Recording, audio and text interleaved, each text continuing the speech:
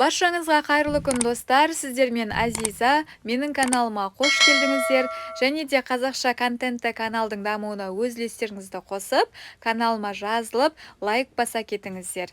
Бүгін осындай өте дәмді пирог дайындайтын боламыз.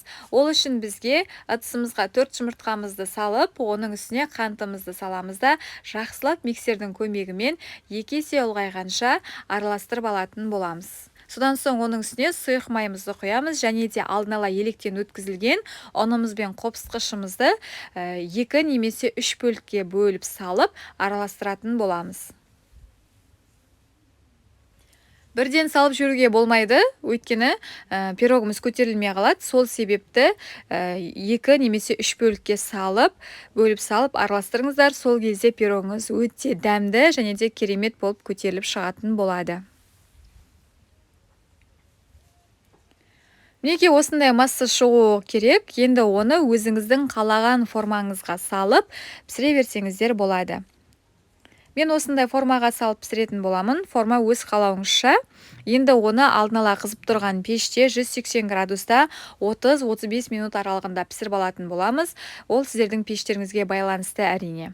Енді шоколадты пропиткамызды дайындайтын боламыз. Ол үшін ыдысымызға сары май, су және де қант, какаомызды салып, жақсылап араластыратын боламыз.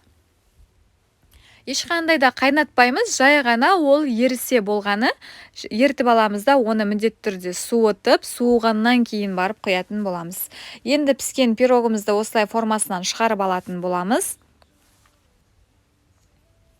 Содан соң оны таяқшаның көмегімен осылай тесікшелер қалдырып шығатын боламыз. Енді оның бетіне суыған шоколадты пропиткамызды осылай бетіне қасықтың көмегімен сеуіп шығатын боламыз. Міндетті түрде шоколадты пропиткамыз суыған болуы қажет. Енді оның бетіне әсемдік ретінде мен жаңағы кокос жаңқасын қойып шығатын боламын. Әсемдік өздеріңіздің қалауыңызша жаңғақ салсаңыздар да болады, немесе жаңағы жемістерді де салсаңыздар болады. Ол өздеріңіздің қалауыңызша, әрине, мен кокос жаңқасын қойып шықтым. Сонымен біздің пирогымыз дайын болды. Енді кесіп көрсетіп жатырмын. Дәмі өте керемет болып шығады. Сіздер де міндетті түрде жасап көріңіздер. Шайға жасап, үй іштеріңізді қуантыңыздар. Сіздермен болған Азиза, назарларыңызға рахмет. Сау болыңыздар. Сіздер де жасап көріңіздер. Рахмет.